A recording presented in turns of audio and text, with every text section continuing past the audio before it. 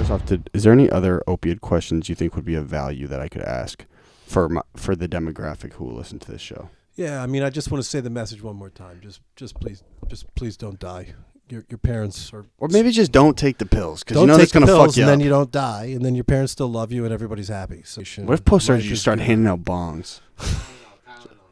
Tylenol hits. Can you put a Tylenol sticker on the bong? That'd be fun. Could you hit up Tylenol and just tell them, I'll put it right here? No. This is Dr. Scott Sigman, and this is my golden hour.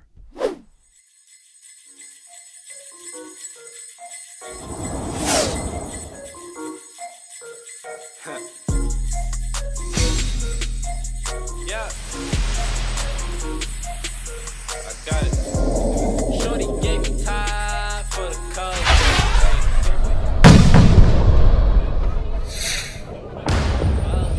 Hey, had to wake 'em up like it's Folgers. Hey, had to wake 'em up like it's Folgers. Hey, shorty gave me time for the culture. Hey, your boyfriend the eye.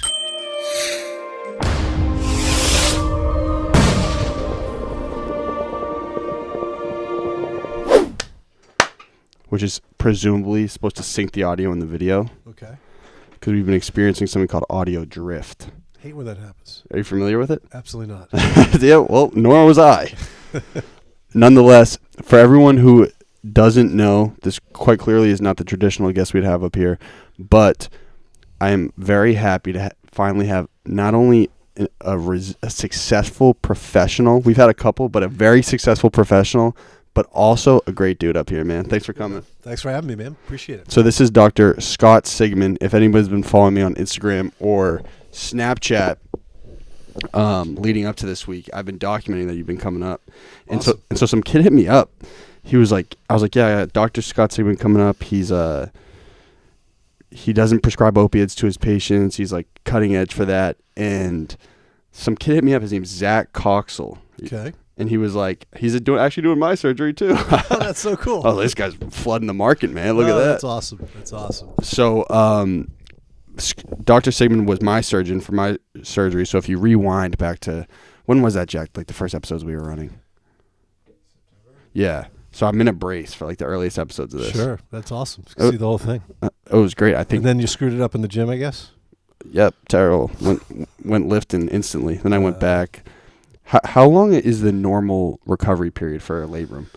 Yeah, I mean, I would say, competitive athletes at potentially 3 months if they really walk through the real rehab process the way we normally do it. But I think that anytime you have major surgery, especially if you're an athlete, you're probably talking a full year before you make a maximum recovery. So it's about, good surgeon, good patient, good rehab, good result is typically what we say. And is that a frequent injury, a labrum? Oh, yeah. It's really super common in your guys' age group. That's what happens. It can be pain, but a lot of times it's shoulder dislocation. That's where most people get it. Their shoulder pops out, and then it keeps coming out, and then they literally, they struggle, apprehensive, and then you take them in, you do surgery, and you fix it and put it back together. Well, so what did you do to my surgery? I know you. Also, here's another note. This guy, Dr. Sigman, runs his firm like a business. It is insane, Jack.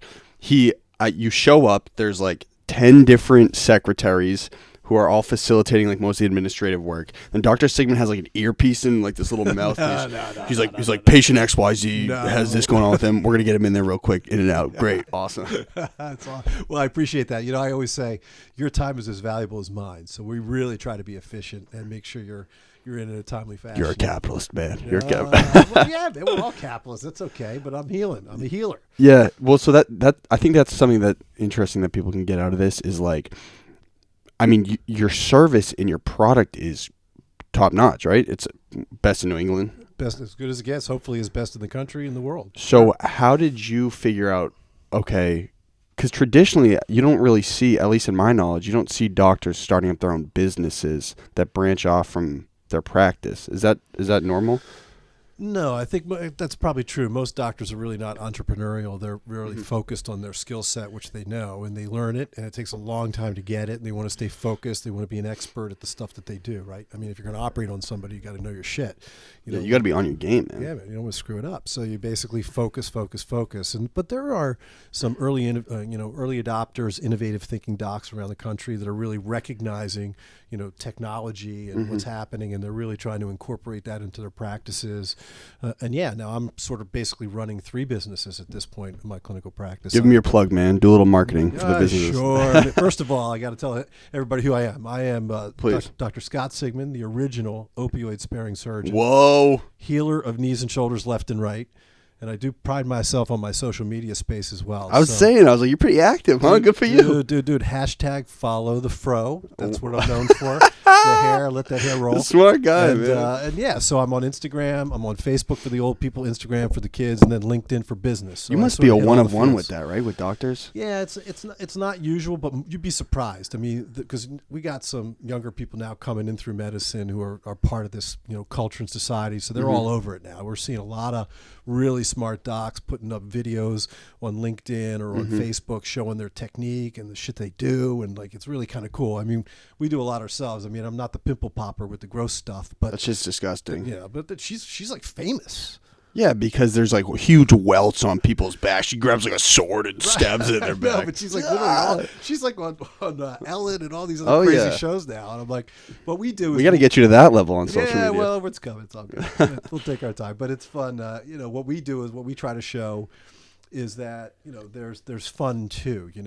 I believe that what we do is incredibly serious in the operating room, but man, I play music and I'm laid back and I want to do what I do and be focused on what I'm doing in a relaxed environment. So and enjoy it. So what we do, and the kids love it. I mean, especially the ones I'm operating on. They're like, yeah, man, shoot a video on my shoulder. I can't wait for all my buds to see. And it's not gross. There's not a lot of blood or anything. It's just like, hey, for you, what do we do for your shoulder?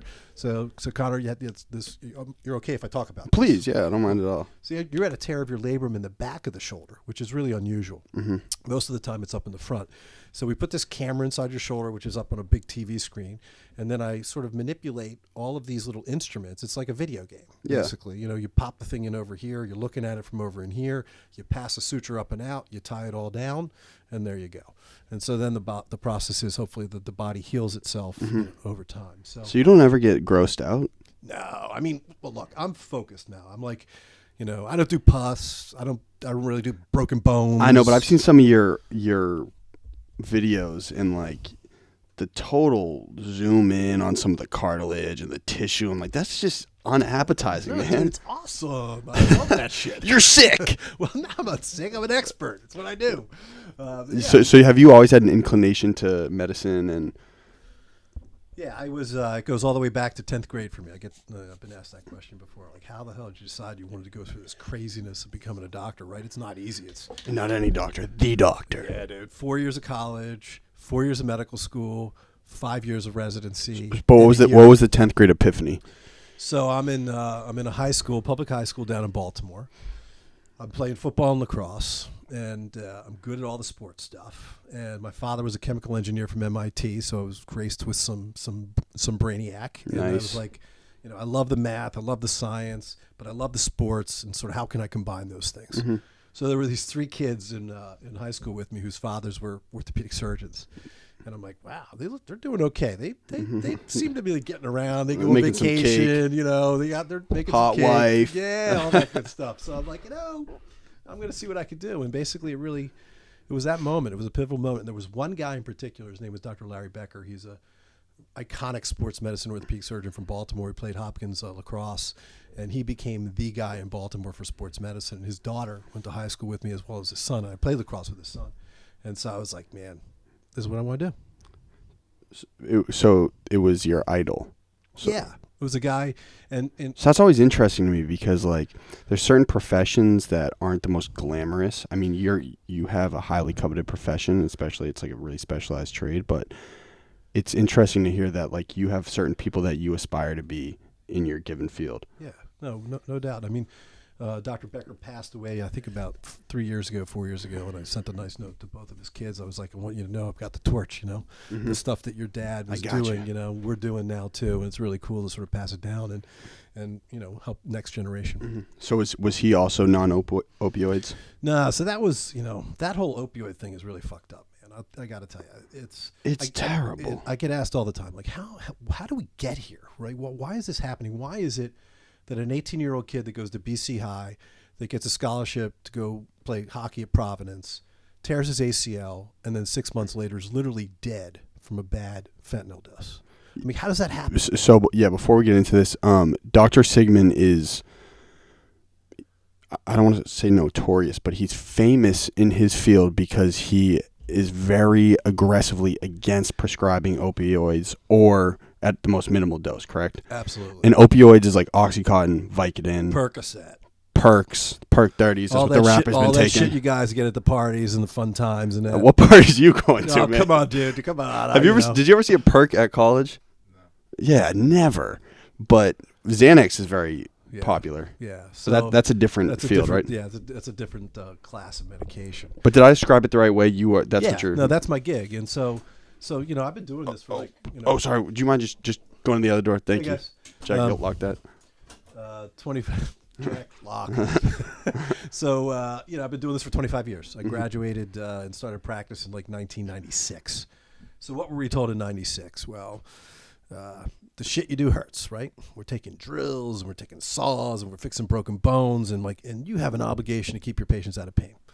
And they said to us quite clearly, you're going to use these opioids because they're inexpensive and they're not addictive. That shit any further from the truth. This is what they told you in medical school. In medical school, and I get asked, where does it come, we're bad, are we bad as doctors because we allowed this to happen? Were we taking money from pharmaceutical companies to make this happen? And it really wasn't that. The culture around pain in the early 90s was about the process of making sure your patients were out of pain. Now, did Big Pharma influence that culture? Sure. I think you could make a strong argument. Elaborate on what Big Pharma is. So those are just the largest pharmaceutical companies in the world that are billion-dollar. So they say Martin Shkreli, Big Pharma. Big Pharma, yeah. There's a demonic tone to it. People hate it. Right, they hate it. And so were they influencing? Yeah, there were actual commercials from Big Pharma that manufactured this shit to say, hey, it's not addictive. Opioids specifically. Opioids specifically are not addictive. So fucked, man. Totally. And so we were then told, so then they changed the culture even at the governmental level. So then there's this group called JCO, and these JCO comes in. They're the ones that make sure that your hospitals are doing all the right shit and not screwing up on patients and things. And so they came in and they said, we got to change the way in which we do things. And then some dude decided, okay, pain's going to be a vital sign. So what's a vital sign for the listeners out there? It's your pulse, right? You can check it. It's 100. You're breathing 20 times a minute. Your blood pressure is 120/80. Measurable things. The most immeasurable thing is the human body's response to pain. Yeah, I know. It's like you get when you show up to an ER. It's like, how are you feeling on a level of 1 to 10? Yeah. How do you equate something like that? Yeah. So the average the person that's already addicted to the medications is sitting there saying, I'm 9 out of 10 pain, and they're sitting on their cell phone texting somebody. I call that the cell phone test. If you're on the fucking cell phone texting somebody, then you don't have significant pain. You got to be keeled over. You say you're a 9, right? You're totally like less than a 3. So whatever. You're a 2. You're a wimp, bro. So I mean, that's the point. You get pissed when you see something like that. No, I don't get pissed. Like you're a liar. You're a fake, man. No, actually, because it's not their fault. So, that's the other thing we talk about all the time is about addiction. So, first of all, opioids are highly addictive. The most. The most addictive. So, there's a recent study that came out of the CDC, which is a big governmental agency that worries about death and illness and all that kind of stuff. And they basically stated that if you took a 1-day prescription of opioids or more, 1 day or more, if you grouped all those people together, 6% of them are still on opioids at 1 year. After 1 day of use. No, that's not the point. So I want to be very careful about how I say this. It can be a 1-day prescription or greater, okay? But they lump all of those prescriptions in. So there's 2 jumping points that are really critical when it comes to taking opioids if you look at the data. 7 days and 30 days. it's an exponential rise of opioid addiction if you go beyond 7 days. If you get through 7 days and you're still on the medication, then you go to 30 days, then you're fucked. It's over. You're done. So is that just because it rewires your brain chemistry like crazy? Like, so there's a certain percentage of patients that take the medication. The first time they take it, they get euphoric. It makes them feel awesome. let's fucking do it. And then, no, dude. I'm messing around. What's the point of me being here, brother? You're supposed to be with me here. Anyway. Just as a note, I take no drugs and I don't drink, so I'm with you on the anti-drug. All right, perfect. So where was I? You got me off track now. So, You were saying after the 7-day period. Yes. So the point is, you got to get off these medications absolutely as quickly as possible. And what's even better, try to be opioid naive, because that's where I was going. So there's that one set of people that take it, they feel so good, and they're chasing that high. Just like any addict. And then they run out of the medication. They try and get it from someplace else. They steal it out of somebody's medicine cabinet, and then they find out that actually fentanyl's cheaper. They take fentanyl. It's laced with a bad drug or heroin, and then they're dead. They're literally dead. I thought fentanyl was the drug that most dealers, they break the heroin into. Yes, that's correct. And so from my knowledge, people take, when they take Oxy, it's like $50 a pill if you're buying off a street dealer. Yes. Then eventually you can get the same exact high from heroin for much cheaper. And that's where the transition. So they are the same high. It's the same type of high that they're chasing for. That's correct. The problem, so that's probably about 5 to 6% of patients that take the medication. Wow, that is outstandingly high. Most people that take the medication say, I don't like the way this shit makes me feel. They say, Doc, I'm done. I'm going to take Tylenol and Motrin. I'm off of it. Shout out Tylenol. Exactly. Dr. Sigman sponsored. Yeah, WebMD, Spawn, # Spawn. We love it. Anyway, so yeah, most people take it and they're like, I'm done. You know. And then there's a certain percentage of patients that take it and don't really get the euphoric high, but they do get sort of a pain relief, and they're sort of quasi addicted, but they actually can stay on the medication. So I want to be very clear. In this crowd, it doesn't really matter as much that are listening today, but there's a lot of people that have chronic cancer and chronic pain syndromes and things that are on medication through a primary care doctor or a pain specialist that manage them. They're alive. They have a job. So we're not advocating the elimination of opioids. But what I strongly advocate is to try and minimize the exposure of opioids in the first place, so we can make sure that 6% or whatever the number is never gets exposed, so they never have to get to the heroin on the street. I couldn't agree more. Not even to sound very grim, but my family is traditionally on both sides highly addictive personality. And so I do too. Like, I'm totally manic. Like, I move a lot, shake a lot. So when I had initially got surgery, I was like, I want to make sure. I wasn't even aware of your practice. I was like, I want to make sure I don't take any pills. How, as a doctor, can you really assess someone's family history? You can't, right? Can a patient just say, "Oh no, my family's fine. I'm perfectly mental health"? Like, yeah. So you just got to take their word for it, right? Yeah, exactly. So until we have like a blood test or a saliva test, which can prove that 6% person sitting in front of you, then we have to do exactly what you talk about. We talk about family history. We review the chart. But they can lie, right? Easily lie. So my philosophy is, for that exact reason, Conor, is I don't expose anybody to any of them if I can help it. And I want to be clear. It's not like I'm like a sadist or something where I'm just like watching my patients sit there in pain for like weeks at a time. I mean, we have figured out ways to operate on patients so you don't have the pain anymore. You don't need the opioids. Well, what did you use? I mean, nerve block? Yeah, so we used a nerve block with a medication called Exparel, #Spawn. That's it. Hashtag Tylenol. And, so it's called liposomal bupivacaine. Long story short, it's like when you go to the dentist, he gives you some numbing medicine in your mouth, and your mouth is numb for like 6 hours, and then it hurts like shit for like a day, and then you're okay. Well, it used to be you go in and get your freaking wisdom teeth out, and the oral surgeons would give your kids 60 narcotic pills, 60 pills of Percocet. So why was that acceptable practice? Because they were told your patient needs to be out of pain. So it was just passed down. It was passed from down. the superior. And then you're like, okay, well, we're doing your wisdom teeth on a Thursday, so I don't want you running out on Saturday. Let's keep you drugged up through the weekend, man. Yes. And so what we do now is we take this anesthetic, and there's a new one that lasts for up to 3 days. It's awesome. You inject it right into the surgical site, or for you, we did a block so your whole arm goes numb. but it lasts for 3 days. So I talk about, the storm of pain lasting about 3 days. So when somebody comes in and takes a drill bit to your glenoid or your cup of your shoulder, it freaking hurts. Cutting right? apart the human skeleton. Yeah, right? man, it hurts. You're drilling holes in bone. But it hurts, but then it doesn't hurt as much in 3 days. Temporary, yeah, for right. sure. It's like if your dog gets operated on, lies in the backyard for 3 days, gets up and walks around. We're the same. And so the bottom line is this gives a soft landing. It numbs up that area for 3 days. By the time it wears off, you're basically taking Tylenol or Motrin. And so it's just a Hashtag game Tylenol. changer. Not Motrin. Acetaminophen. Well, yeah, so when I had my nerve block, it's like what it feels like for everyone who's going to listen and watch this, it feels like if you slept on your arm for like 5 weeks straight.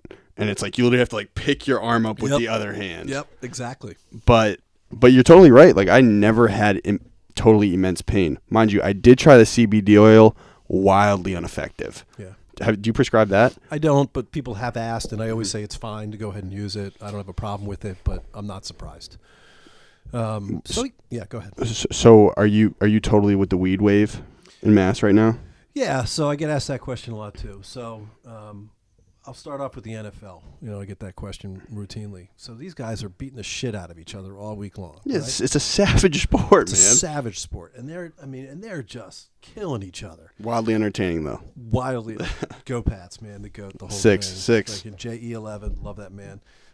So anyway, bottom line is that go smoke some weed, man. It's a painkiller. Mm-hmm. It helps. It is well documented within the medical literature that cannabis is a pain reliever. Mm-hmm. So it's legal in 13 states across the country now.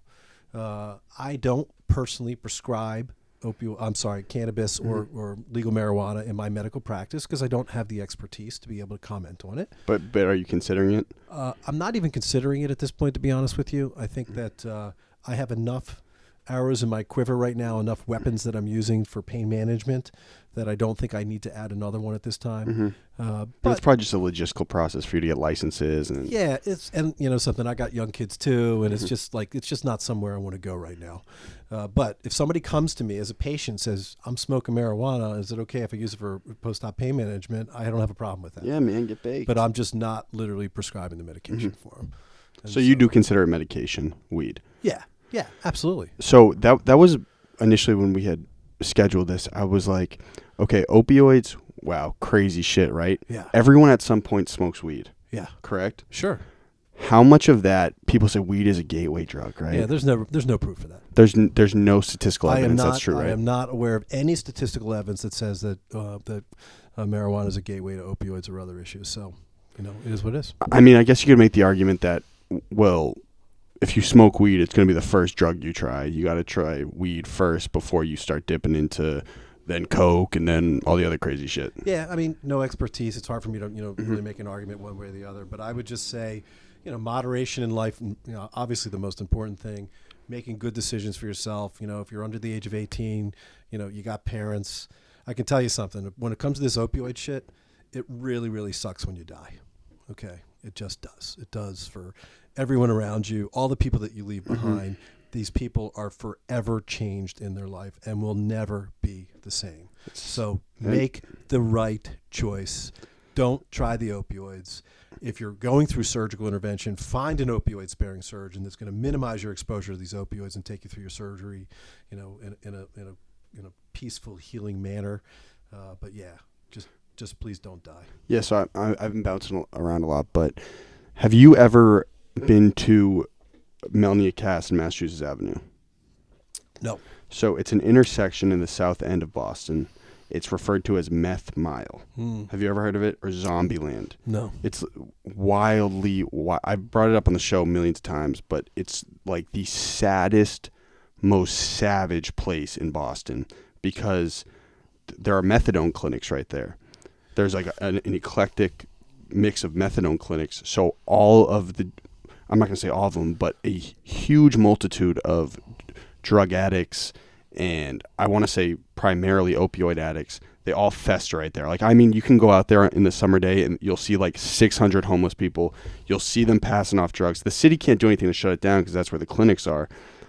How does that start? How does something like that form? So That's a great question, and really what it talks to is the societal cost of this epidemic. So one of the things that really fucking pisses me off is that the stuff that I used for your shoulder surgery is more expensive than opioids. It shouldn't be that way, though, right? Well, it's okay. It is okay that it is, but I can't, it's hard to control drug costs. For right now, it is what it is. And so for that reason, Exparel, liposomal bupivacaine, is a lot like the Grateful Dead. The nerve block. The nerve block is a lot like the Grateful Dead and licorice. You either love it or you hate it. And there's zero in between. So what happens is a lot of doctors say it's way too expensive. We're not using this because it's costing us money. And then other doctors are taking the high road and saying, look, we got this clinic, we got this real bad crisis going on. What are we going to do? All hands on deck to make this shit better. And so, you'd rather your patients return for surgery than be dead. Also, yeah, it's so many levels. And so, you look at these clinics that are set up. So what is methadone? Sorry. So methadone is another form of an opioid, okay, that does not give the euphoric high, but then satisfies the brain's need for the medication, basically. So isn't that just like putting a Band-Aid on a big wound? Yeah, again, it's not my gig, as a pain management specialist, so I really wouldn't want to, expertly comment on that. But again, I think that just extending a problem, right? We need to spend money on the front side of this epidemic, okay? And then to be able to reduce the costs on the backside. Like, how much does it cost? Like, I get calls all the time. Oh, I got a doc, I really want to use this, but the hospital CEO, the suits won't let me use it, And I say, well, tell the suit to call down to his emergency room right now because he's got 10 dudes that are ODing in his hospital, and it's about $90,000 per treatment for one of those. Wow. So the vial of Exparel, that stuff we used in your shoulder, is $170. Mm-hmm. Your surgery probably cost the insurance company $15,000. $170 is not a lot of money out of a $15,000 operation to make sure that you don't die. I know, and I mean, are you in this field? Are you one of few who are totally anti-opioid? So I was. Trendsetter. Yeah. Whoa. So that's why I call myself the original. The OG. The original opioid-sparing surgeon. So 5 years ago, my partner, Dave Probella, is one of these smart Yale guys, played football and baseball. He's a 4-year letterman for both, which is pretty cool. He's a really good friend of mine. Alpha male. Yes. And he does all the reading. So get these journals. You got to learn new shit all the time as a doc. You can't just keep terrible. doing the same stuff, right? So the homework never ends, right, boys?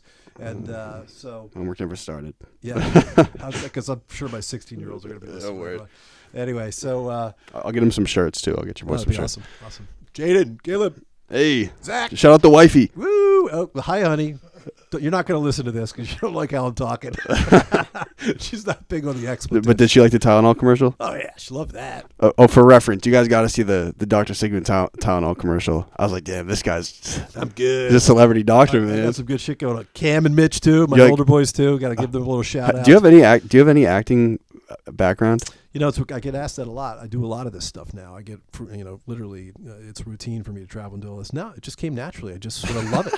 It's hilarious. Yeah. Well, you got it down. I was like, if I didn't know you and I saw a commercial like that, I'd be like, yeah, this guy's made for the commercial, man. Yeah. No, so it's the message. It's the message that's most important to me. So the question was, are more doctors doing this? So, 5 years ago when my buddy Dave read this journal article, he said, we got to try this shit. I said, okay, man, let's do it. And so we tried it on our first patients in the hospital. And we were doing these total knee replacements, which really suck. I mean, totally new knee. Totally new knee, saws, drills, fillet open the knee, blood splying everywhere, it hurts. Mm-hmm. And so these patients were lying in bed for 3 days. They couldn't move. And then we started using this stuff, and the nurses were like, man, what are you guys doing? Like, this patient's like walking today. She had surgery this morning. She's walking this afternoon. It was an incredible change. So we started working on it, and then I just ran with it. I'm like, this is really important. This is a game changer as to what we can do for our patients. And so I've been on a 5-year pilgrimage, preaching to whoever will listen. Mm-hmm. And we're really changing the mindset of doctors across the country. There's a large cadre of these similar doctors, friends of mine, that have picked up practice in doing this and carrying the torch and helping their patients to do it. So we're really gaining traction on this right now. I'm really excited about it. How do you safely take risks like that, especially when you're working on someone else's body? Give me explain the question. I mean, like, for you to cover new ground in the medical field, you have to test stuff out, correct? You can't.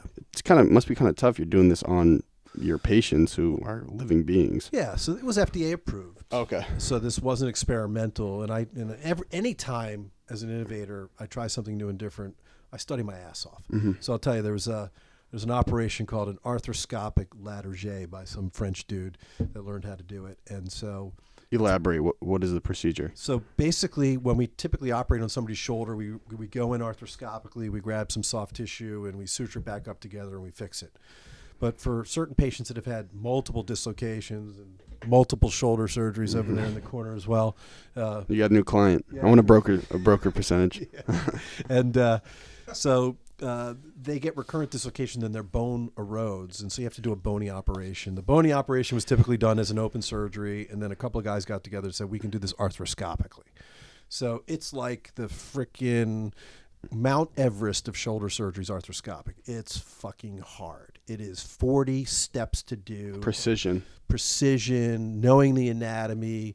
So what did I do? So in order to learn that, you asked the question, I went to Europe. And I went and trained with a doctor who's a master in England and a master in France. Let's go, Dr. Sigman. That's my guy. He's hustling. Let's go. Of course.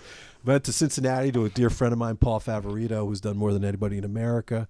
I went to a cadaver lab 7 different times to study and do the actual operation on a tissue, on somebody that gave their body up for science. And then I studied on film for about 100 hours. Mm-hmm. And I did my first case, and I will never forget this guy. He was so miserable, really. Mass health insurance, nobody would take care of him, multiple dislocations, multiple previous surgeries, couldn't hold a job, literally he had just a busted knee, his shoulder, excuse me. So I went and do all this shit. I go to France, I go to England, I go here, I go this and that and the other, and I sit down. How long was this total process of you learning this? 8 months. Wow, it's a lot of work. It was a lot of work, so I sit down with the dude, and I, at one point, you got to say to the first patient that I'm going to do this on you, right? Say, hey, man, wish you the best of luck. I'm going to start stabbing you up. Most people are looking for the exit, dude, you're not touching me for the first time. But I actually explained to him exactly what I just told you. And I'll never forget, it was one of my greatest moments in professional practice. He stared me right in the eye and said, I can't thank you enough for taking the time to learn how to do this operation to make me better. I was like, how cool is that? You're like, I love you, dude. I love you, dude. So we went in, and I did the frickin' thing in like 80 minutes, and it couldn't have gone better, and it was just... perfectly executed. And the guy has been perfect ever since. I've done about 25 at this point now, and they've all been great successes. But that's what you got to do, man. You can't keep doing the same shit because things change. Like technology changes, right? You guys are the smartphone. You guys all grew up on smartphones. The millennials, man. So, that's what we're doing. We're trying to make a difference every day. We're influencing behavior for doctors, patients, etc. How obsessive are you? Oh, totally. Let's go. That's my guy. Dude, you can't do this shit without being... it's not fun if you don't obsess over shit. There's no room for mistakes, right? I just mean, so I'm talking like young Dr. Sigman, right? Mm-hmm. Were you always wired to just be a psycho? Yeah, so I've got 3 beautiful boys. The twins are Zachary and Caleb, and each one of their personalities are unique and different. Mm-hmm. And Caleb is the type of kid that literally wakes up, gets his homework done, gets straight A's, doesn't ever ask to be told, or doesn't have to be told to do anything. An executor. Dude, gets it done. Bam, bam, bam, bam, bam. That's your favorite son. No. And then there's Zachary, who I absolutely fucking love and adore. He's like a 2-sport athlete, as is Caleb, and he's just a super athlete. Gets a lot of, gets it all done in his own way. And then there's young one, Jaden, who is just the hot shot. 14, freaking got a girlfriend already. What is that all about? Whoa, the young Jack. So I mean you specifically though. Yeah. Like, were you always just like totally on the ball, like on your shit? Yeah, never had to be told a thing.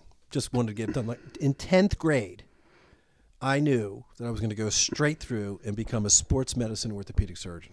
So what was the grind like? Oh, it was, I don't know. It wasn't that bad. What I'm imagining is like you seem like a guy who's wired to be like very up, constantly moving. fucking, what is it, 12 years of school, man? Oh yeah, it's That is miserable. ridiculous. Well, college was easy. I fucking love college. I was went to Tufts right right? here. It was great. Me and Jack been to some parties at Tufts. Yeah, man, it was a great crew over there. Do you live off campus? I was the president of the fraternity at AU Pub. Oh, Big surprise. Yeah. Have they shut down yet? They were shutting down all those frats. Yeah, Oh, pretty that's much shut tough. down. And but anyway, so I mean, I thought college was easy. I got into medical school before I took my first test senior year, and so I was just at that point. Tufts Medical? No, I went to University of Maryland Medical School. I was from Okay. Baltimore originally, so I went back home. Is that in College Park? It's not. It's in downtown Baltimore. Actually. Okay, great. And so, yeah, go to medical school. And medical school was pretty easy because it was all memorization. That's what I do. I mean, I can, they give you the Los Angeles telephone book on Monday for the test on Friday, and then they give you the New York telephone book the following week you have to memorize. And I could do that stuff really well. So all my roommates would be super pissed, They'd be studying Saturday night until 4 a.m, and I would go down and have a couple cocktails at the pub. And This be is rolling easy. back in. I'd study again on Sunday, and I did well. And so I was fortunate to do very well in medical school, which allowed you to choose what your specialty was going to be. And orthopedic surgery has always been one of the more highly sought after specialties. It's lucrative, but it's also fun and exciting in surgery and all of that. And You get to work with professional athletes. yeah. And And so I got this awesome gig. I did a fellowship after my 5-year residency. So I get into residency, great residency right here in Boston at the Tufts program. Great. And spent 5 awesome years here. And then moved out to California and got this gig as the sports medicine fellow for the Curlin Job Clinic, which at the time was one of the world's most famous sports medicine clinics. I took care of the Los Angeles Lakers, the Dodgers, the Kings, the Mighty Ducks. I was on the field for USC football in the Rose Bowl. I mean, it was Nice. awesome. Really great experience. is that as glamorous as you can get as a doctor? Yeah, well, if you're going to do sports medicine, so yeah, it is. And then that golden ticket, my Curlin Job Fellowship golden tickets, got me through all of the doors of professional life to where I am today. So what's interesting to me is, I frequently analyze a lot of successful entrepreneurs, Yeah. right? Traditionally, they are not very academic.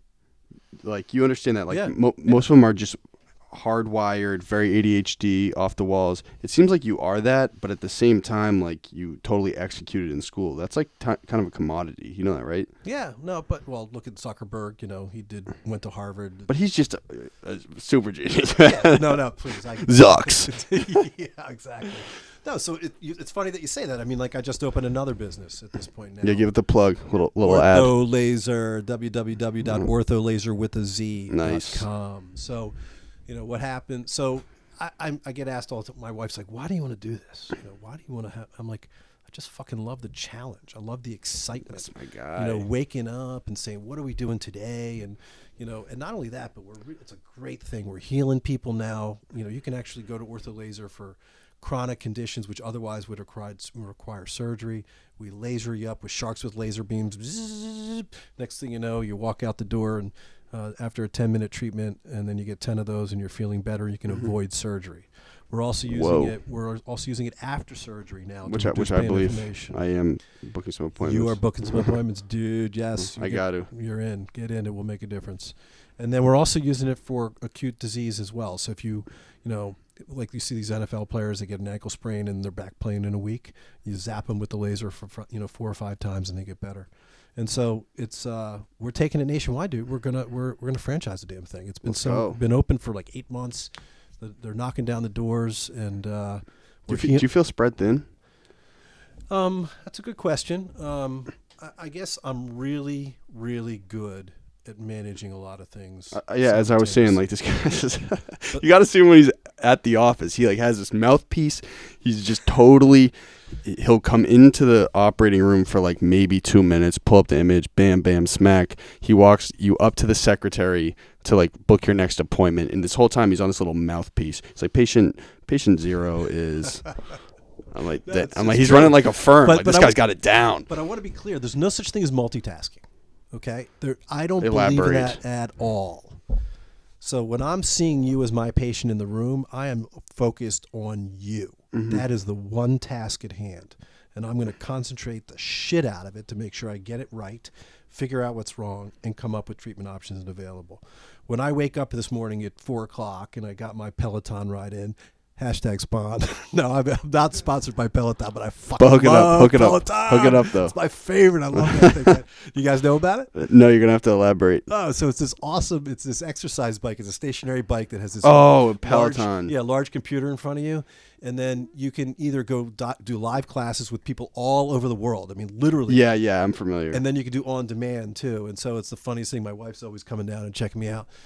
And there's like these really hot instructors, you know, and like their cleavage and stuff hanging out. And I'm like, man, you're creeping downstairs in the basement. No, it's perfect because it doesn't matter how freaking hard you race and how far you can't get to her. It's perfect. Oh wow, this is good psychology. Yeah, man, you're racing as hard as you can. She's right there in front of you. You got all the people around you, and you know it's a lot of fun. So I try to do that. Your wife's like, my husband's a creep. No, of course, but she still loves me. Yeah, I'm sure. So you're on a 4 a.m. wake up every day? 4:30, but today I was up. My nurse practitioner, Kristen. You know Kristen. She's still working over there? Yeah. So I had met one of. It was Caitlin. You met Caitlin. That was insane. I was dazed. Mind you, I said some stupid shit when I was coming out of surgery. I was like, yo, you must snag mad nut. Something like that. You were funny. Dude, you were funny. I was whacked. Yeah. And I came up and I remember seeing this lady. It was like the first, she's not really a lady. She must be like 30. She was like the first one to come to my aid kind of. And then I'd seen her at the White's Christmas party. I was like, yo, you look mad familiar. And I think she sent you a selfie, right? Yeah, she totally sent us a selfie. And you were like, it was funny because you said, yeah, my shoulder's making some noise. It's clicking. I said, well, tell him to turn up the music. He won't hear it. Yeah, true. Yeah, what is the click? Do we know? Yeah, that's the anchor in the suture. That will go away. We're going to laser the fuck out of that thing. Okay, let's dissolve it. We're going to dissolve it. Go crazy aggressive Sharks with laser beams. Turn it up the power. I like that. So you're on a 4 a.m. wake up daily. Yeah, and so I like to work out in the morning. As do I. Yep, just get it out because in the day you never know what your day is going to bring. And then I'll sit down, wake up, make some breakfast, and I'll crank out some important emails and things that I need to get done. What time is this roughly? Probably at about 5 at this point now. Psycho. 5:15. And so, my avocado toast on top of my little thingamajiggy. Health. Yeah, try to be healthy as best as you can. And then, so I've got my clinical practice, and I'll be very clear when I see a patient in a room or when I'm operating on, they are the only thing that I'm thinking about. And this starts at what, like 8? 7:30 OR time. We typically operate on about 8 patients in a day. We finish up usually around 3 because we're running 2 operating rooms. I don't go to the bank in the middle of my cases. I don't, there's all these rumors and things about doctors and what they do and don't do, but no, we run 2 operating rooms. I'm operating on the patient from beginning to end. We just don't have to wait for the cleanup time in between the rooms. So this is on an operating day, and you do that once, two times a week. Yeah. And then on patients, we see patients at 8 o'clock to about 4:30 Monday through Friday. And then I'm constantly doing shit like this, trying to get messaging out. I do a lot of lecturing, both here in the U.S., but also speaking fees. Yeah, no, some are and some aren't. I mean, I donate a lot of my time for energy and stuff that we do. So what time are you going to bed? Oh, I'm like a 9:30 guy. 9:30. I'm out. Okay, so you do snag a smooth like 6-7 hours. Yeah, got to do it. Essential, right? Yeah, it's essential. For the sharpness. You got to do it for sure. And so then we do all the gigs, and now I've got the ortho laser business that we're doing too. And I just like to say you stay focused on the individual task at hand, and then you move to the next task. So how long have you been operating like a 15, 16-hour day? Forever. You have to, right? It starts in residency. I mean, residency sucked. I mean, it's easier now, but we were there for like 120 hours a week. So, wow. I mean, there was no time. The only way you got laid is you found a nurse because there was no way to, get out and date. You didn't get your oil change. You never went to the dentist. I mean, you ate, slept, operated, live, die, repeat, wake up and do it again tomorrow. And do you ever shut it off in your brain? Or are you always going? I'm always going. I feel the same way, man. I'm like, I'm going to be dead at 40. No, it's just your pace of play, man. It's okay. Just follow your pace of play. Make sure you get mental time out. Make sure you keep your body physically in shape. And all those things work for you, How long did it take you to find your groove? I came home from work the first week in professional practice. And my wife at the time looked at me and said, I came home and said to her, you know something? I'm overwhelmed. She's like, I've never heard you say that before. And so, yeah, it takes a while to build up, right? When you're 32 and you go in to operate on your first patient in professional practice, it's not the same as when you're 54 and you've operated on 40,000 people, right? So you have to just, your pace of play develops with you. I think the thing that really gives me a sense of peace is that I really try to be an expert. I have as much knowledge on the focal things that I do on a daily basis as anybody on the planet. And that gives, and not every operation goes perfect, and there are complications and things that happens. It's the nature of medicine. But, if you're trying your best and you care, people know that, you're good. Well, that was always an interesting bind to me because humans are innately competitive. You know what I'm saying? That's just human nature. You're in a service industry. Mm-hmm. You know what I'm saying? You have to just provide innate value for your customer, for your client. How much of ego is in play as growing into being a mega doctor? You know what I'm saying? You got to have all of my doctor colleagues have egos. You have to. It's essential. You can't go in and do what you're going to do if you don't, first of all, have to have confidence in who you are. Your ability, your confidence. Also, then you have to communicate to a patient. I mean, at the end of the day, I hate to say it out loud, but I'm a salesperson. Mm-hmm. As am I. What's this system we're in, man? That's it. So you're going to walk into my room. You found me. There could be 7 other doctors that are going to do your surgery. And then for the time that we have, I'm going to explain to you what I think is wrong with you, what I'm going to do to make you better, and give you the confidence that that's something that you want to do or not. And why you're the guy to get it done. Yeah. And so, at this point, I mean, I've reached critical mass in my practice. I got people that fly in from all over for me to care for them. Guy's killing it. And it's awesome. Tylenol sponsor. It's a great privilege to be able to care for these people. And so, I feel very fortunate. I will say that all of that hard work, throughout 10th grade on up, is what got me to where I am right now. So I could talk to you. How do you navigate ego, though, personally? Is it something you're quiet about? You kind of like inside, no, everybody that knows me that's listening, they know you're cocky. Not. Yeah, I'll be like, I run around telling everybody #follow the fro. Yeah. I mean, it's like that, but that's comedic. I mean, like real shit. Like, are you ever? Do you have moments alone where like, I'm that guy that's fucking killing the medical field right now? But I also have self doubt too. Yeah. You gotta have self doubt. It's human. Yeah, it's just the nature. But that's how you push it forwards. It's like. People said to me, why are you doing this ortho laser business, right? Don't you have enough shit going on in your life? Mm-hmm. But I really look at it right now with the opioid crisis and all the surgery shit. People are looking for an alternative solution. And a lot of my partners looked at me and said, this is a really bad idea. And I said, I love it. You said, that's opportunity. Mm-hmm. When people around you look around you and say, and it's a really good idea, and the establishment says it's a bad idea, that's jealous. Opportunity. Yeah, that's I feel opportunity. Mm-hmm. So I said, screw it. We opened this thing up, and next thing you know, the laser company, it's been around for a long time, and the laser technology has been around, but they have really had a very hard time breaking into orthopedic surgeons in particular.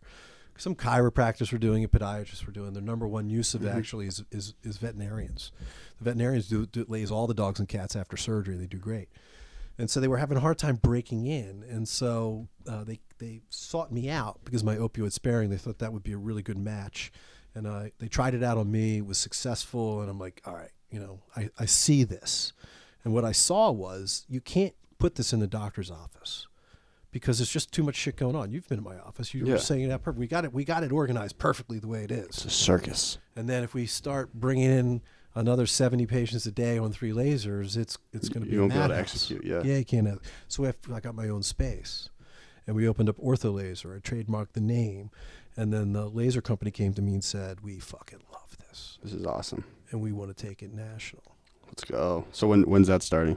We're working on all the paperwork right now. Ortho Laser Atlanta, Ortho Laser Middleton, New York, Ortho Laser, hopefully Chicago, Miami, New York, big markets everywhere. Boston is. I mean, you're out in Chelmsford, Lowell area, but we are in the hub of the most advanced medical technology and biotech is super great. This is the place to be for medical, right? Oh yeah, 100%. I mean, I think that orthopedics in Massachusetts isn't quite as good as it used to be. We've had some really top iconic professors leave our Good. market. More space for you to be the top dog. Yo, man. dude. Hashtag top doc. And no, so yeah, so it's been exciting, and that's the next sort of phase. And I continue to enjoy my clinical practice. I'm never giving that up, and I get to run around talking to people like you and trying to convince docs and patients that we're all hands on deck on changing the way we do things. So at this point, like you've already, and we'll dip back into the opioid stuff because I got a bunch of questions. But you personally, you have enough time?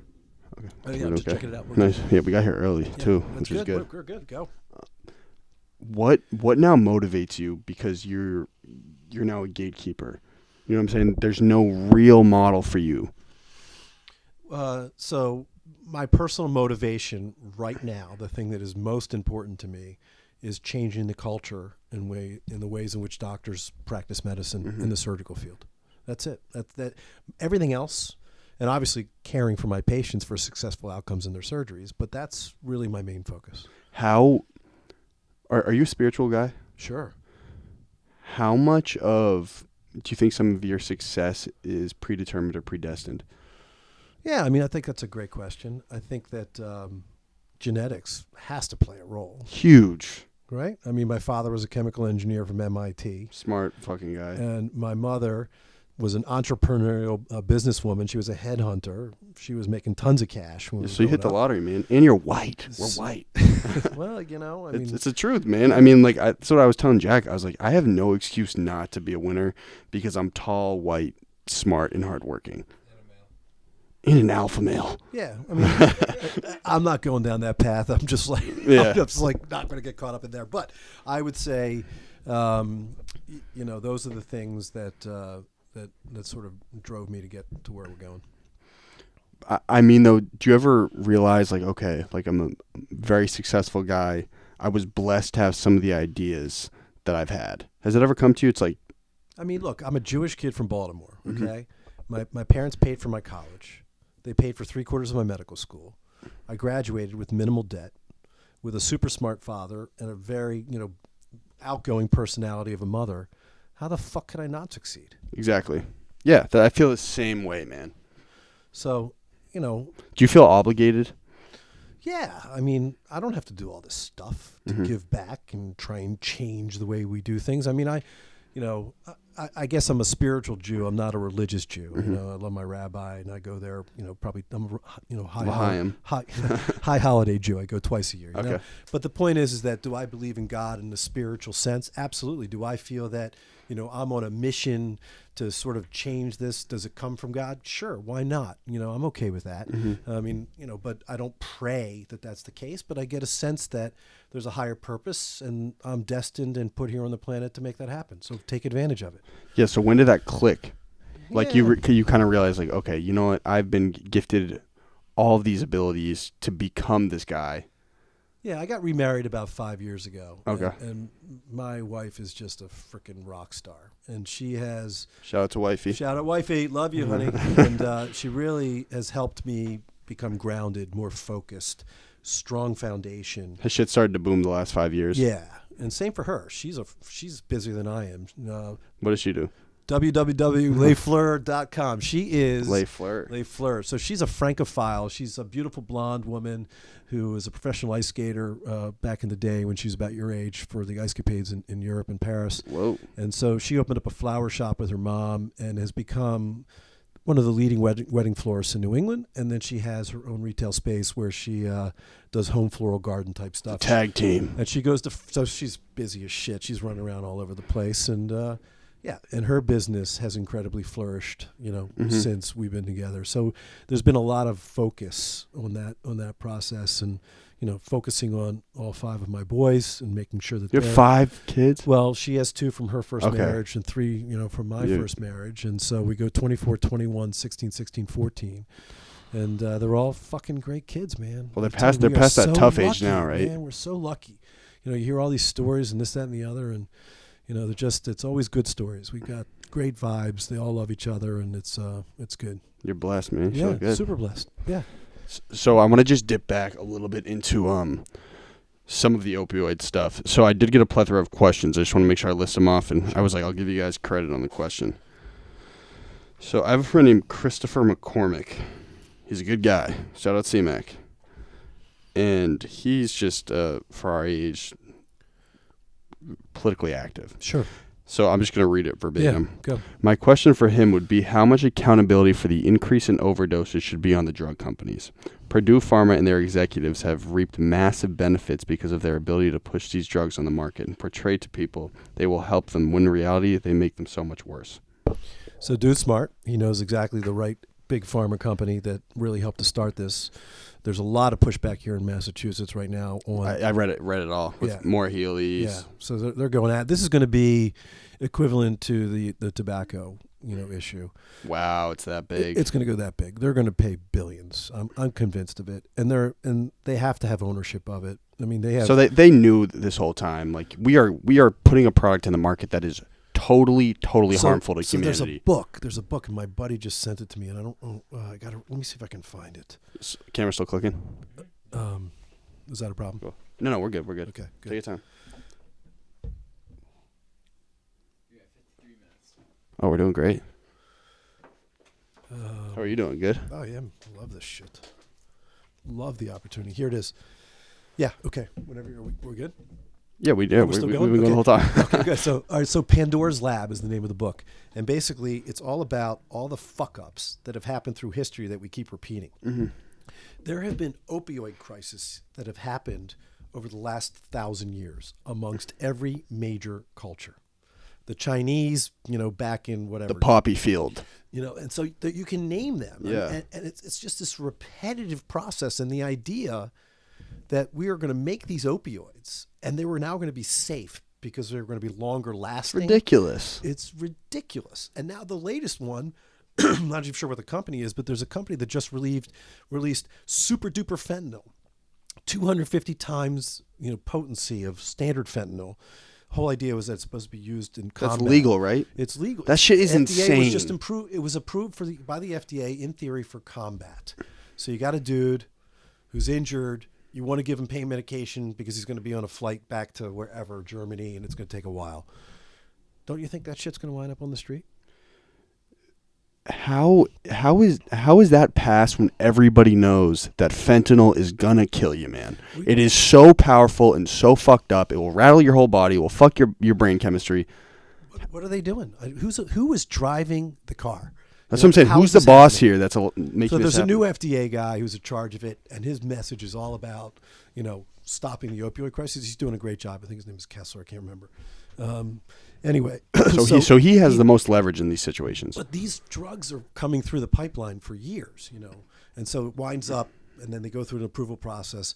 I don't think it's directly related to him, but there are people, influential people now, even at the highest levels, that are trying to change things. Governor Baker is fantastic. Governor Baker for president, as far as I'm concerned. I was a part of his pain management commission where we were establishing a pain management access pathway. He knows how bad it is in Mass right now. Yeah, it's terrible. So he really gets it, and he's all hands on deck. And so this Massachusetts is a really good state to be living in with this stuff. So there's a lot of federal, state actions that are occurring that are going to help. But it took a lot of heartache, man, to get here. It's terrible. Is it still growing, the crisis? Is it getting worse? It's still growing, unfortunately. The opioid deaths are now over car accidents. I mean, it's just devastating. Am I totally in the woods by saying it frequents coastal towns in the off season pretty rapidly? Like I know it's bad on Martha's Vineyard, really bad down the Cape. I'm sure you've seen Cape Cod heroin, right? Yeah. I mean, I don't have all those sort of details, but I mean, there are certain towns that were really, so then you got the big pharma, right? And then how about there's the middle guys that distribute the medication. So big pharma sells it to a large distributor. The wholesaler who then gets it out to the local places. There's a town in West Virginia that has, I think, about maybe, 1,000 people that had the equivalent of 800,000 pills a month rolling through that town. Oh, fucking crazy! I mean, who's in charge of this shit? The distributors. You can't tell me that the distributor doesn't know as that stuff's moving down into this small little town, that seems like it's an excessive amount of pills for that. Where's the responsibility? Where's the humanity? I understand that we live in a society where people have to make money. People want to make money. People are incentivized to make more money. But at what point do you realize, wow, all of my actions is damaging millions of lives? There's bad doctors too. I want to be clear about that. There are some bad apples out there. Unfortunately, we had a doctor arrested for involuntary manslaughter in Massachusetts for his prescriptive patterns for a patient that died. What is he overprescribing? Overprescribing. But I don't think there was malintent for him. But the point is, there are some guys that had real malintent. They were like, oh, we're going to sell these drugs. They're drug dealers. There are doctors that became drug dealers. Yeah, they're legal drug dealers. But I want to be clear, okay? I message this all the time. This thing snuck up on us for the average practitioner. We weren't pushed. We weren't given money. We weren't given kickbacks to use this medication. We were told by all of the people involved that you have to use these medications because we're going to grade you. So at the federal level and at the state level and then at this thing called JCO, they would come in and they would monitor your progress with your patients. They'd give you a grade. And if your patients weren't happy or satisfied with their pain medication, you could get a reduction in the payment that was coming to your hospital. So it was large groups that were focused on pain management strategies. Wow. So it really snuck up. It wasn't. So to simplify, what Dr. Sigman's saying is that there's organizations that, and these are the people that are paying you, right? No. These are. But they're giving. In charge. They're legitimizing your practice. They're in charge of allowing me to practice. Okay, yeah. So his superior in the situation, they're grading the patient on progress. And so kind of what you turn into in that situation is, I just want to make my patients happy as possible for the time being. There's a question that says, were you satisfied with your pain management? Were you, did you have 0 out of 10 pain? And yeah, so on your end, like, you want to keep your practice going. You want them to not feel pain. And everybody's, everybody's telling us, you got to do this. And so we all did it. Wow. And so guess what happened? Okay. I went away from being a healer of knees and shoulders left and right, and I had to become a pain management specialist. What do I mean by that? So I'm operating on patients, and I'm giving them 30 pills, and they start taking these pills. And then they get to 7 days. What happens at 7 days? Exponential increased risk of addiction. So they ask for a refill. Do you feel guilty? I don't feel guilty. I don't. I think that I feel let down by the process, and which is why I'm here today, and every opportunity I get, I'm trying to change that process. And so, it was bad, and we were influenced by this, and we have an obligation to change how we do things, and it's slowly changing. And what's great now, it's one of the more liberating things that's ever happened to me in my clinical practice. I'm not a pain management specialist anymore. I don't have to worry about weaning people off of medication. We were getting calls for refills. We're getting calls, in the middle of the night that my pain is terrible. Why didn't you refill my medication? Or it's a weekend. I got to meet you at the hospital to give you a new script. All that shit goes away. So who has the biggest obligation when it comes to the crisis? Is it the pharmaceutical company, the wholesaler, the doctor? Obviously, a lot of it falls on the patient too. Everybody. That's what I'm saying. Just take ownership of your fuck up, man. I can't agree more. I mean, one of the things I did for patients, I did this really cool gig. You guys know who Gabby Reese is? I don't. She's like the original Wonder Woman. She's a professional volleyball player. R-E-I-S-S? R-E-E-C-E, Gabby Reese. Okay. She's married to Laird Hamilton, who's the world's greatest surfer. So they're like this superpower couple. And so Gabby had a knee replacement done out at Cedars-Sinai Hospital in Beverly Hills, and she had she's the original Wonder Woman. She's phenomenal. She's amazing at all things. And so she has a total knee replacement at Cedars-Sinai, and she has all these friends and professional athletes that are friends with her that have had opioid problems. So she says, "That's it. I'm doing a total knee replacement, and I don't want any of your drugs." And it sucked. She really hurt, and she had a hard time getting better. It took her months and months and months of rehab to break through it. And then her agent sort of got wind of what was happening with Exparel, and they approached her, and she said, "Yeah, I want to do this." And so they teamed me up with her, and we went on this 6-month sort of satellite gig where we went and we did live TV. I did the doctor show, which nobody watches except for my wife and my mother. Wow. But, we did that. We did satellite media transmission stuff. We did radio shit. We did TV in New York. And we spent 6 months empowering the patient. The entire message was, you have a choice. Seek out doctors that are doing this, man. You have the right to call your doctor and say, how are you going to treat my pain, you know? And it's public knowledge at this point that opioids, don't take oxy because it's highly addictive. Let me ask you guys a question. Do you know somebody that died or is part of opioid abuse? I know someone addicted. Addicted, yes. Everybody does. I mean, that's the point now. It's, I walk in the room and I say, look, I got great news, guys. We're going to operate on you, and I'm going to take you through this. We're going to minimize your exposure to opioids, and I do this for every patient, and they all go like this. Their shoulders drop down. They say, thank you. He's like, I know a colleague, I have a sister, I have a nephew, I have a niece, someone that succumbed to the epidemic, whether it was a death or whether or not they're, substance use disorder for the rest of their lives.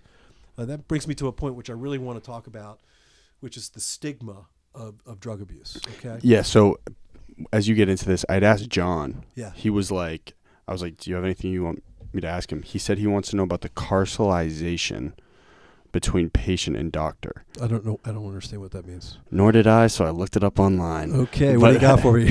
He was saying how the common relationship between doctor and patient should shift. Because right now it seems like if someone's addicted to drugs, doctors turn into more of an authoritarian in the situation than someone who's actually trying to help them. So is that relevant to what you're about to bring up? Yeah, it's very relevant. And so, I've been involved with a lot of foundations, charitable foundations, Megan House in Lowell, which is a great facility for women that are a part of substance use disorder that gives them a place to live, to get them back in their lives in order. Is it effective? Oh, it is. Yeah, they're doing a great job. But the issue is this, and this is what changed for me. It was a sort of a pivotal moment when I recognized what was happening. And that was, we all used to say, oh, this fucking kid, man, what's wrong with him? Get your shit together. What's wrong? Can't you get this figured out by now? You shouldn't be taking drugs. Get off the drugs. You're a dirtbag. You're from the wrong side of the street, whatever. It's not that. So then there's a stigma associated with it if you become addicted to medication, and really that's not the case. The addiction chooses you. You don't choose addiction. If you're the 6%, okay, if you're that 6% that takes that medication, you just don't, you'll be addicted for the rest of your life. There is no such thing as complete recovery. I get what you're saying, but I think that's hard for people to understand because that you initially drinking your water, popping the pill in is a choice. So there's a lot of ways in which that happens. So from a prescriptive, if you go in and you have surgical intervention and we give you these pills and you take them as prescribed and you become addicted, addiction chose you, right? Mm-hmm. Now, you don't have to trust your doctor though. You don't have to do what your doctor says. If you're out at a party and somebody throws down a bunch of pills on the table, and I don't know if that shit still happens, but it's like you've been to something like that. Good. I'm glad to hear that. All right, that's awesome. We're making progress. I can tell you, 5 years ago, at Andover High School, we were burying one high school kid a month. A month. A month. From opioid heroin overdose. And where's it come from? Mixing with booze mostly. Whatever. I mean, they started. They took too much, or then they became highly addicted. They couldn't afford. They change over to a newer, more powerful medication, and so it was bad. My wife's a florist, and so she would be doing the flowers to get these people ready. It was bad. Super. We're gotten a lot better, and I think I'm really happy to. I watch the two of you and. Hearing your story, that makes me feel really good. But, the prescriptive medications that were meant for somebody else get shared and somebody else takes them, right? Because they're $50 off the street. And then you got a kid. It's $50 unit usually for oxy pill. Yeah, I don't know. But is it? Good. He doesn't know either. These are all good things. This is really positive. I love it. And so the bottom line is, though, it gets spread out. Right? Now you got a kid who's never prescribed the medication, who's taking them because somebody said it's fun to take it, it's going to make you feel good. 6% of those patients are now going to get addicted. I mean, it spirals on itself. So the diversion effect of the medication being spread out is a problem. So we're changing prescriptive habits, which is great. So actually, Governor Baker made a rule. You can only pass out 30 pills at once. That's it. And after that, you got to get another prescription. I get it. But so, mind you, I've recently totally cut off. I was prescribed Adderall in 11th grade. I got crazy hooked at a point, like insanely hooked, like to the point where I would binge it, I would take it, because I just like getting shit done, and so I couldn't stop myself from fucking going. It was terrible, man. I don't understand why it's okay for psychiatrists. They're incentivized. They're paid by consultation, right? Correct? Sure. So they're incentivized to overprescribe their patients because that's how they get paid. Why is that still okay? Yeah, I ain't going there. If it's not my gig. I can't. But isn't that how the opioid crisis started initially? Well, we weren't incentivized to, to bring the patient back in. It was actually a disincentive. We didn't recognize it, right? It was making our lives much more difficult to have to deal with all that. And so, we just knew we were taking care of these patients. A lot of the stuff that we do hurts, and we need to make sure that patients are out of pain. This is the tool that we have to get them out of pain. And then so you can prescribe medicine, but the way a psychiatrist prescribes is different. Correct. Okay, I didn't know that. What's the distinction? So the distinction is that the tool of the psychiatrist is the medication. Mm-hmm. The medication that I'm prescribing is treating. It's post-operation. Yeah, it's treating a symptom, where the surgery is almost the medication, right? Got it. So it's a different process. Yeah. Sorry, I'm pissed. It's okay. Questions? You got more questions? I got a million. Yeah, man. Let's go, man. So I was listening to the Ron Burgundy podcast this morning. Oh, does he have one? It's like the first one. It was so fucking hysterical. He's like, "Okay, we'll take some phone calls now." He's hilarious. And the producer's man. like, "That Ron, that's not how a podcast works." Wait, so is your wife's business LaFleur? LaFleur, L-E-S. I was going to say that's the last name of the main character in Dodgeball, Peter LaFleur. Oh, no kidding. Yeah. That's so funny. That means flower in French, right? Yeah, yeah. Okay. So your generation has your movies. My generation has my movies. Yeah. It's all good. Okay, so Christopher McCormick again says, I would also ask a question regarding fentanyl. What the purpose of such a powerful drug serves when there are other powerful drugs already out? Additionally, and I would lastly ask, what are other possible solutions for people who are in a great deal of pain but don't want the painkillers? They're better off without them, which is something we've already gone over. Yeah. But so fentanyl was really designed as a narcotic medication to be used intraoperatively. Mm-hmm. So when you're under anesthesia, we give you stuff to make you go to sleep, and then we also provide you medication to help with your pain. So when you awaken, you're not going to get the pain stimulus to your brain. So that's what fentanyl came in. It's so powerful, and right? now what happens, as you know, everybody knows they're lacing fentanyl into cocaine too. So to make it more addictive. Yeah. So cocaine is not a narcotic, just so everybody knows. Cocaine actually works at a different place in your brain. It goes to the dopamine receptors in your brain. It just makes you want more. Yeah. It makes you hungry. You want to do stuff. You want to do this. Blah, blah, blah. So it's a different process of how it works. But they lace the fentanyl in to make it more addictive, and then they get the bad fentanyl in, and you die from that. Mm-hmm. So you literally go to a little, hey, we're just going to go watch the Super Bowl, have a little cocaine. What's the big deal? And next thing you know, all 6 people are lying on the floor. Biting each other's face off. No, they're like comatose, like dying. Literally like going through an overdose. Wolf of Wall Street mode. Yeah. Yeah. Classic movie. Yes, I know that movie. Awesome. So how do people outside the medical professionals access fentanyl? How does that happen? Yeah, so it's not. I guess what's happening is that the drug dealers are confiscating it somehow. I don't know how they find it, what they do, but there's like a huge fentanyl bust that they just did. I'm not sure. Massive. I know a guy who was just arrested going for 15 years, man. Yeah. So I'm like, maybe they're stealing it from the distributors. I don't know. I really have no idea. Is it possible I don't want you to slander anybody in your industry, but is it possible there are a few bad eggs in the medical field that are dishing out and that have access and are dishing it out? The answer is I don't know any of that to a fact, but it's certainly feasible. Okay.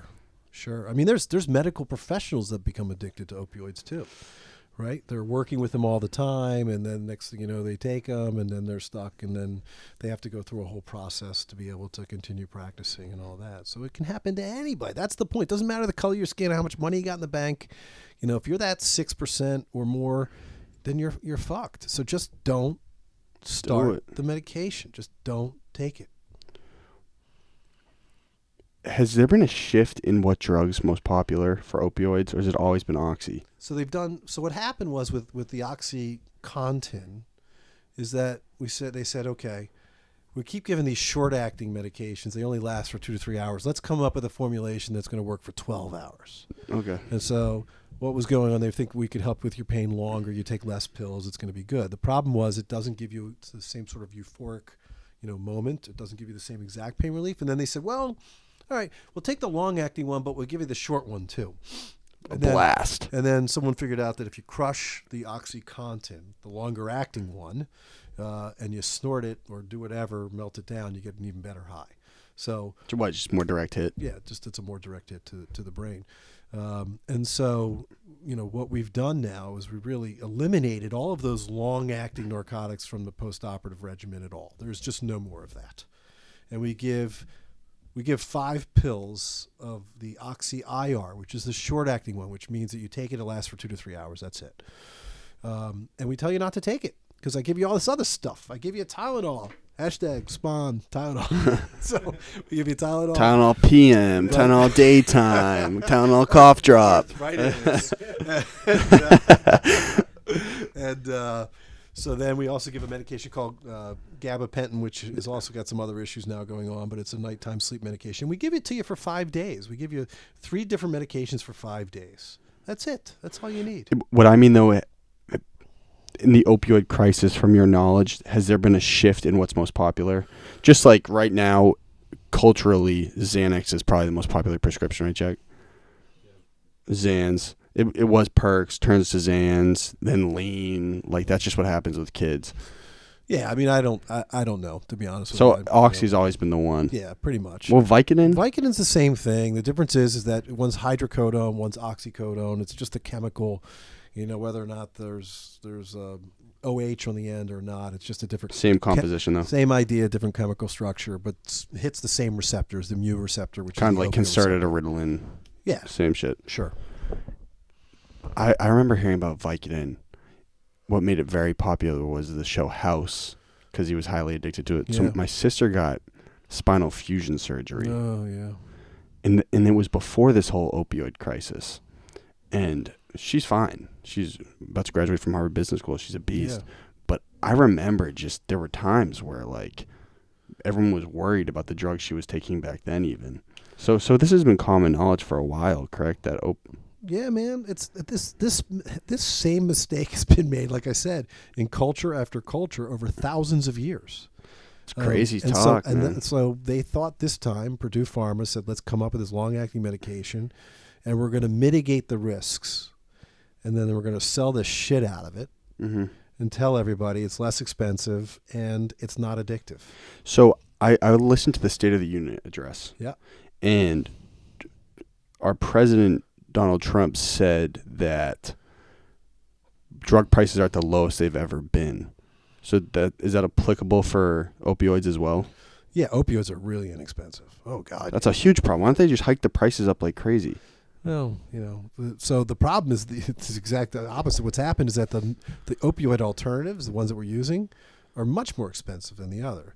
And so we were getting a lot of pushback. They wouldn't let us use it. Great news.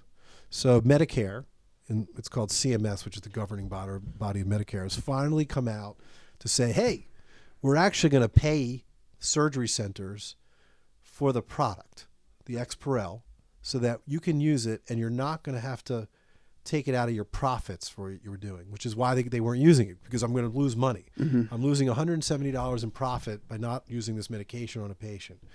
I'm at Lowell General Hospital. We had the most awesome progressive C-suite, Jody White, Amy Hoey. They basically allowed Dr. Breville and I to use this medication, which was clearly more expensive because the opioid crisis was so crucial where we were. Wow. And they were like, we're going to take a societal stance here. Our doctors believe in this. This is going to change the way we do things. And they agreed to do it, which was amazing. We were super fortunate, which is why a lot of this grew right from the Lowell area. A lot of the practices that we're doing are now spreading across the country right here from Massachusetts. This is the guy. That's it. #follow the fro. I like that. Actually, I think I just followed you. I'll follow you right now again. Instagram, Scotty Sigman MD. Facebook for the oldies and the biddies, Scotty Sigman MD.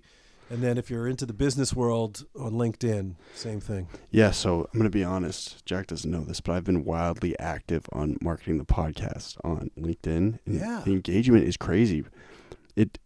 from a business tip, the engagement is nuts, man, because it's uncharted territory. You know what I'm saying? Oh, I'll blow this shit up for you. We're gonna do that.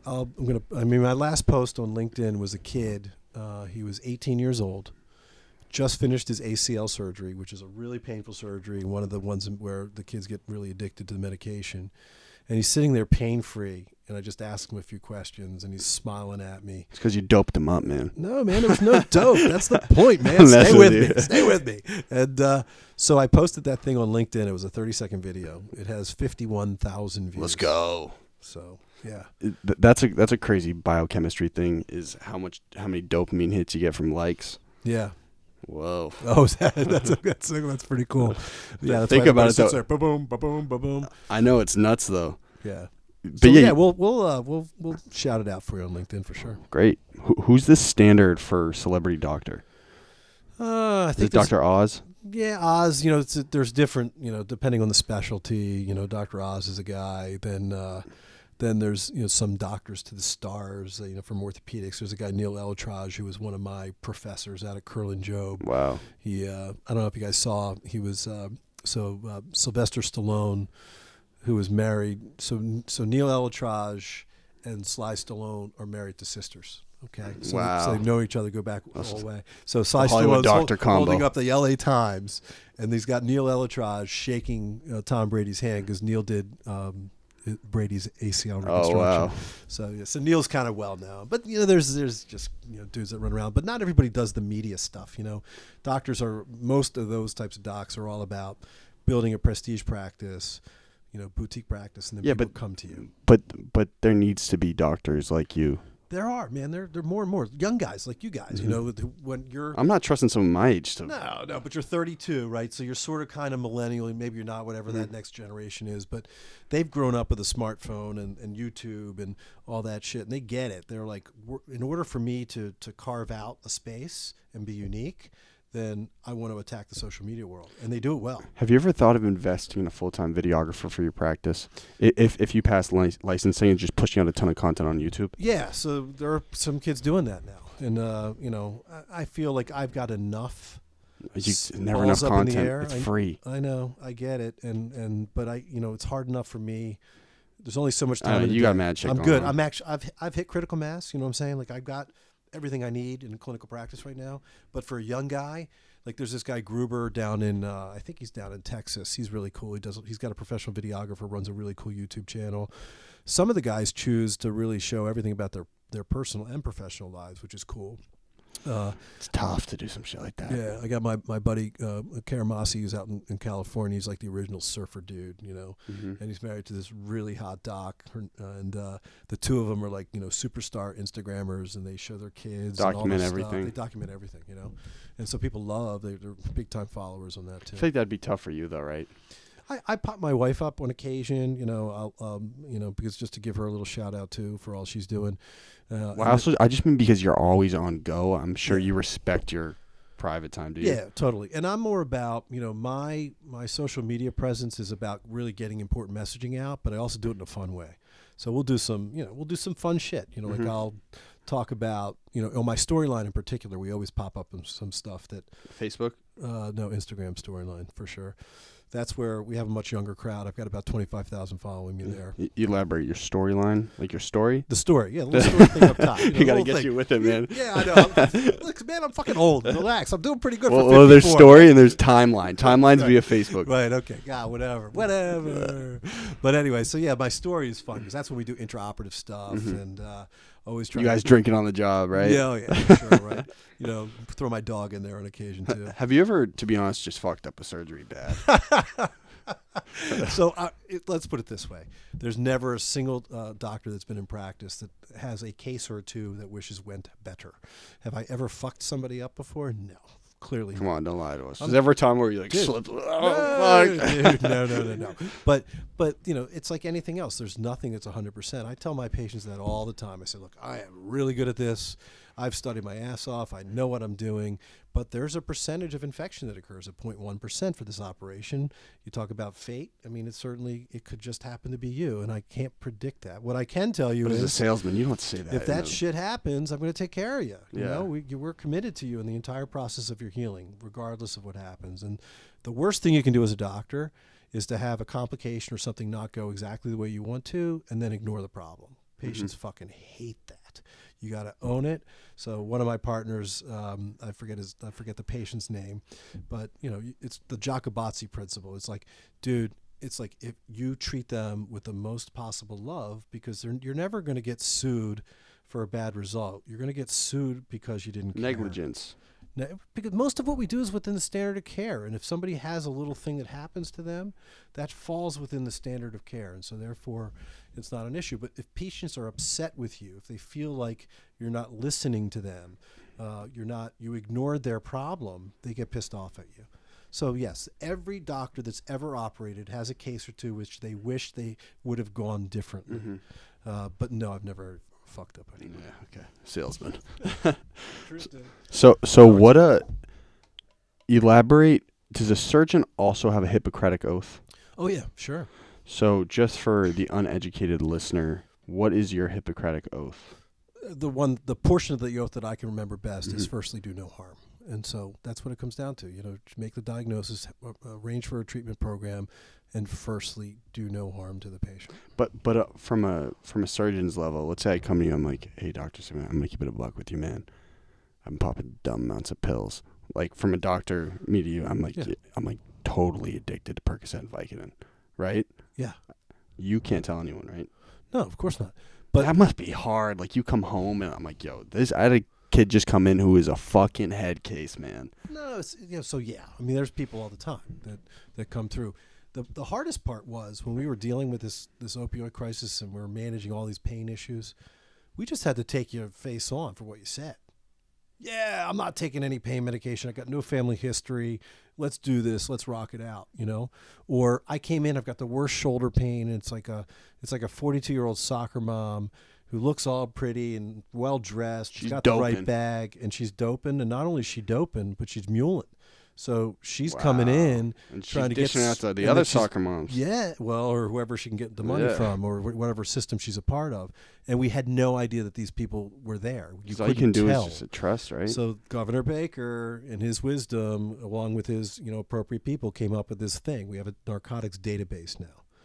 So as a doctor, if I'm going to write a prescription for you, and I don't log on to the narcotics database and find out exactly what you've been prescribed over the last 2 years by what physician. Does it include criminal history as well? No, it does not. It's just the prescriptions that have been written. It's just, that's for the lawyers. But the point is, I can go online and I can actually see what narcotic prescriptions you've been written for the past 12 months. Okay? And we could see, either you've been lying to me because you've been getting them from 4 different doctors, right? Or you haven't been taking anything.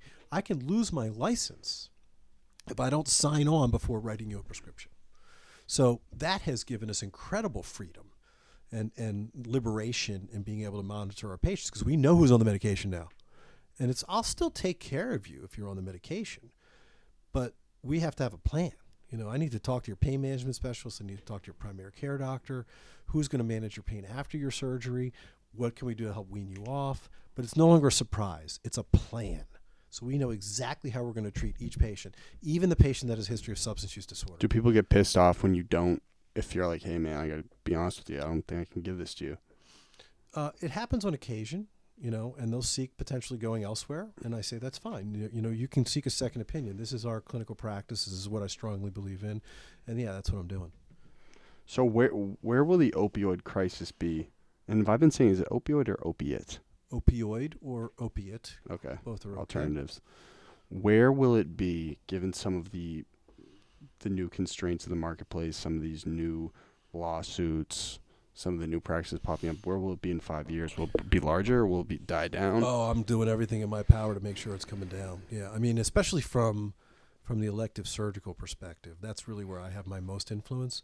We're also trying to influence primary care doctors because they were influenced the same way. They were like, your patients are in pain and you got to do something for them. And so patients had these chronic conditions like knee arthritis or bad back. And they keep coming in saying, my pain. And what do? They'd write them a prescription for the opioids. And then they became addicted. And so you can be a 60-year-old grandmother that undergoes a lumbar spine fusion and then be addicted to opioids afterwards. Or have a patient with a chronic spinal condition that never gets surgery that's given these medications. So we have to re-educate our primary care doctors and provide them resources for how they can help manage their patients to not start opioids in a chronic pain condition. So there's all kinds of shit. We got ortho laser now. We were talking about that. We got some new stuff that I know it's just interesting. Something that's growing so fast. How do you dampen it down? Because you can only do so much. The numbers are huge. It's insane, huge man. numbers. And have you seen Cape Cod Heroin? No. I would watch it. It is like it's such a gritty documentary. There's like one or two videographers and they just like go into the cut with these people taking heroin. And they're all saying like, yeah, I was in a bad car accident and got hooked to Oxy, man, started doing heroin. 4 out of 5 new heroin users started on prescriptive medications from their doctors. Like, why? Is it possible? Would it be beneficial if they cut the production of opioids completely? It's already happening. So the good news is, so I'll tell you another. It's all about stories. So, so at Mass General Hospital and the Brigham and Women's Hospital, they don't have these opioid-sparing alternatives on the formulary because it's considered too expensive. And so there was a national shortage for the IV medications that are the pain medications that are used in the operating room. Okay. And so like some distributor went down or a factory blew up or it's not, I don't believe in serendipity. I think they turned off the equipment. And so all of a sudden there was this national shortage. So the chief of the pharmacy at the Brigham and Women's Hospital is working under the hood, like in Breaking Bad, like mixing stuff together. That's hilarious. So he could literally, give it to the patients in the hospital. Old school. He's like manufacturing, making the shit right there in the hospital. And patients had taken it? And well, no, there was medical indication. It's IV. It's not by mouth. These are the IVs that we use during the surgery. It's required. Intravenous. Intravenous. Yeah, you can't do surgery unless you got these things to help people through. So they were going to have to cancel surgeries and all this other stuff. So he's mixing under the hood and doing his whole thing. And then he picks up the phone and calls the head person that's in charge of Exparel, which we've been using at Lowell General for over 5 years, and says, you guys are on formulary tomorrow. Get down here. You need to teach us how to do this. And so because of that shortage... there was a positive influence on some of the opioid alternatives that are available. What I'm saying, so from a capitalistic perspective, can they just shut down these big pharmaceutical companies entirely? It's not my gig, dude. I don't know. I mean, I think that's probably not going to happen, but I think that there'll be lose too many jobs, significant regulation, and I think what happens is that as this wave of issue comes through, like the big tobacco companies, and they recognize the complications and the cost to society and lives, as well as all the medical expense, etc. You guys are going to have to pony up, man. You're going to have to pay for some of this. And so I think that's what's going to happen. When that happens, then we're hopefully through the backside of the epidemic.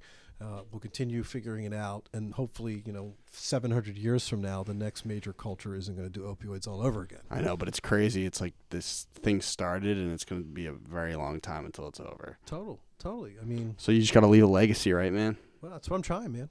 That's you're getting there. Yeah, I'm trying. You're a good guy, Thanks, man. kid. Appreciate that. So additionally, I gotta wrap it up in a little bit, but are you feeling good about anything? We talked about all the dark stuff. Anything positive on the way for Big Dr. S? We talked about the ortho laser. I mean, I think just business aside, man. Personally. This guy's on go. That's my fucking guy. No, I got a really cool gig coming up. I'm actually really excited about it. Actually, I've been invited to be a fellow of the Royal College of Surgeons of Ireland. Nice. So you really just live and breathe this medical shit. I do. You have to, right? I do. That's what I do. I mean, There's no half-assed really good doctors out there. I'm a bad golfer, and I go out and play bad golf with my buddies, and I enjoy that. But they're your business partners usually. You want to get investors in ortho laser. No. Those are already coming, man. Let's go. We're going. You guys are going to be ortho laser everywhere. Zap me, man. It doesn't hurt, by the way. There's no heat energy. It's cold laser. So you don't feel it. You don't see it. It doesn't burn you. It has this two sort of wavelengths of You light. should really listen to this. Yeah. It was an ortho laser though, man. Was it a cool robot that goes? Zzz? Nah, it's old school. You got to go. You got to go the new Class 4 cold therapy laser. Wait, where's your office? Chelmsford. Chelmsford. Yeah. So why are you tucked over there instead of in the city? Because I'm referring patients to my practice. It sort of makes sense for there to be a geography that's close by. But we're going to. There's some talk about an orthopedic surgeon north of Boston that's very interested. We're just in the process. We want to have 130 of these things in about 3 to 5 years. I don't mean ortho laser specifically. I mean, why is your operation not in Boston? I don't need to be in Boston.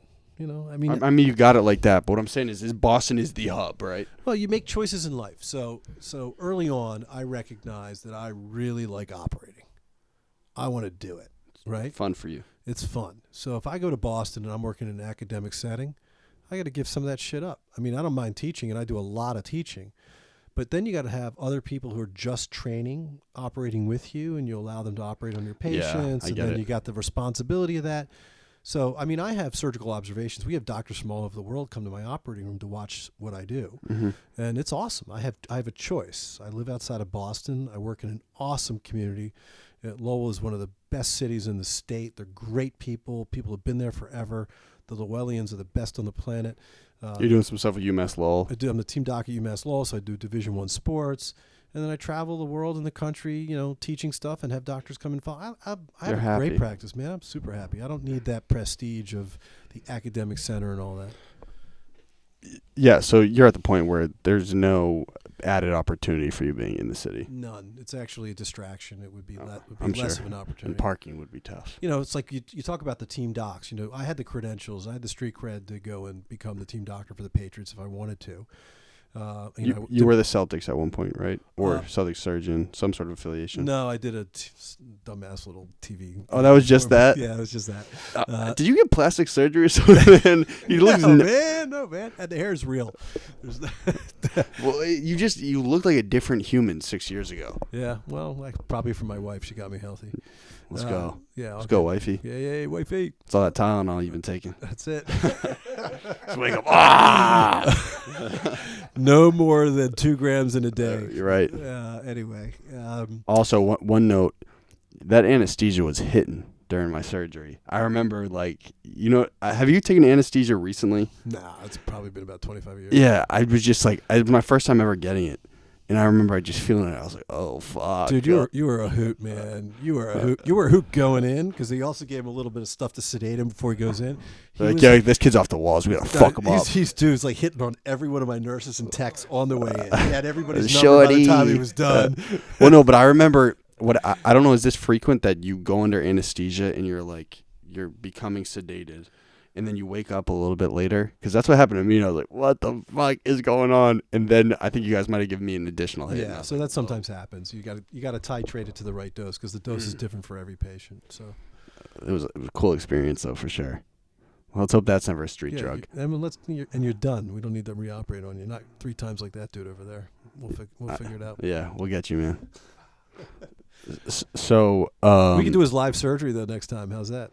Oh, we'll get it on the GDP page. That'd be amazing content. No, do a podcast with you post and before and after. During. So besides joining the Legion of Surgeons, anything else fun coming up? That's pretty much it, man.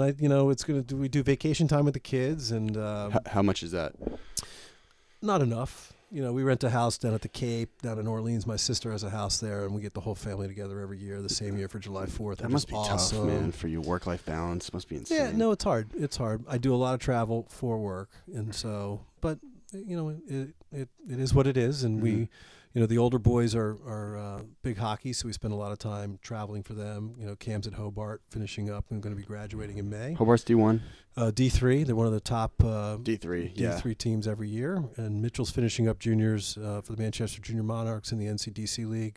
Both of those boys are St. John's Preps guys, so I got to shout that out for the local teams. And the Catholic Conference. And Mitchell is entertaining offers for college. So yeah, nice. They're doing great. We plan on watching sports them. offers. For hockey, yeah. Oh, cool. Yeah, to play hockey. Big hockey family. Yeah, big hockey family. Plus, I take care of UMass Lowell, and so we have D1 hockey there all the time. Be there next Friday. PC beat UMass Lowell, man. Yeah, PC's been doing okay. UMass Lowell's been doing okay too. Yeah, they're a top school at this point, right? Oh yeah, UMass Lowell has been running in the top 10, and they've been in the Frozen Four twice. Province just won, I think, 2 years ago. Yeah, there was a riot in the streets. Yeah, that Pretty was cool. It was really cool. So listen, this is first off.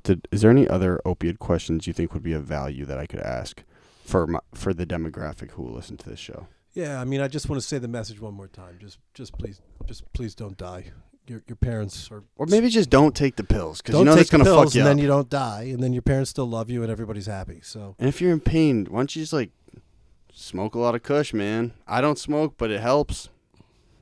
whatever works, as long as it's legal and you're doing shit in moderation. What if post-surgery life you is start good. handing out bongs? Tylenol hits. Can you put a Tylenol sticker on the bong? That'd be fun. Could you hit up Tylenol and just tell them I'll put it right here? No, not so much. Please don't hate me, Tylenol people. So listen, this is how we start and end the shows. You say hi, your name, and this is my golden hour. You're not going to say your name. You're going to say whatever your name is. Yeah. Directly after no break. Hi, your name, and that was my golden hour. And listen, you got one chance to do this right. You got to do it right once. Give it to me one more time. This is and that was. And I'd put your sauce on it. You know what I'm saying? That's how they're going to remember you over here, man. There it is. Hell yeah. So whenever you're ready. Jack, can you brace yourself? Oh, Jack, you didn't even come and frame it. Could you at least come say hi? Oh, well, you're going to cross anyway. Might as well say hi. Because of the audio sync, I want to make sure we get this on the same time. So is it this is Dr. Scott Sigman, and this is my golden hour?